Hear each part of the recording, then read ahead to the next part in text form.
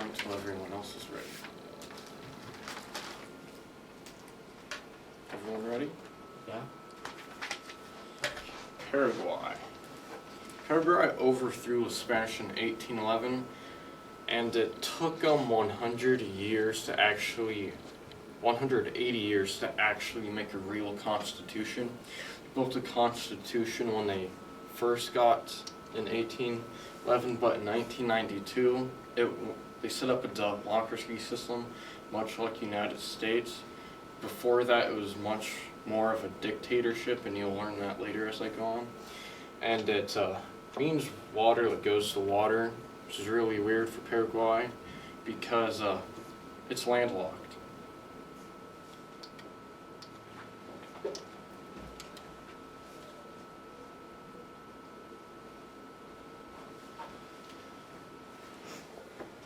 Paraguay está más abierto que en la continente de Sudamérica.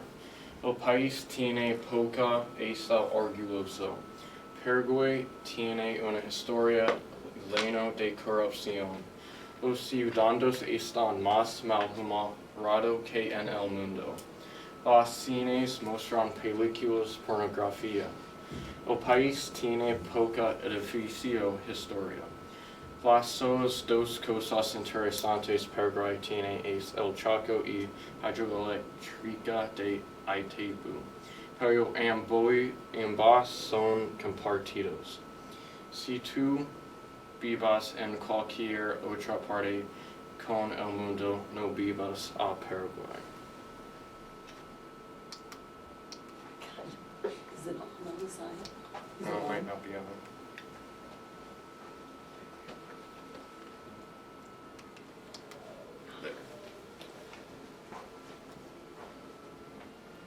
Before anyone settled on it, Guarani tribes were the first natives on the land.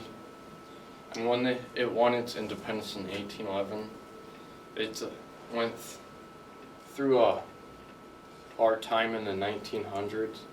In the 1950s, General Alfredo Stroessner took the lead, and for 35 years, he had a military dictatorship that had corruption, torture, and basically the only party there was the Colorado Party, which did anything they could to kill the rival party members and win bogus elections so it looked like they had a democracy. He took control in 1554. The new constitution says that a new president for 5 years. It has much like the House of Representatives and Senate has 45 electives in Senate, and 90 in their House of Representatives. And that's a presidential palace, and that's Stroessner. It went through 3 major wars. Stupidly, they decided to go to war against Argentina, Brazil, Uruguay, all of which surrounded Paraguay. And they lost this war, and they lost most of their land and 2/3 of their men. Then in the 1930s, they went to a Chaco War, first Bolivia. No one won this war. They signed a treaty, and Paraguay got 2/3 of the Chaco, which they thought had oil in it, but it didn't have oil in it, but it served as a great farming area. And in the 1940s, this is how Stroessner got his power. They were in a civil war for a year, and basically the rebels lost, and the wealthy, the people with the power, and the dictators got the power for 35 years after the Civil War. The economy is mostly based off soybeans, cotton, grain, cattle, timber, and sugar, and hydroelectricity. It's the world's leading producer in hydroelectricity, most because of Itaipu Dam, and it's the 3rd largest exporter of soybeans. its economy is mostly based on re-exporting its imports, and its economy is tied with Brazil. 60% of its economy relies on Brazil's economy, so if Brazil's economy goes down, so does Paraguay's.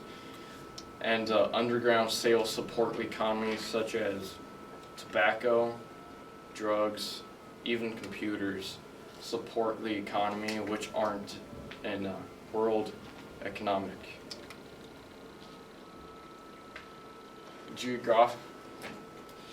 Geography of Paraguay mainly has three main things. Pantanal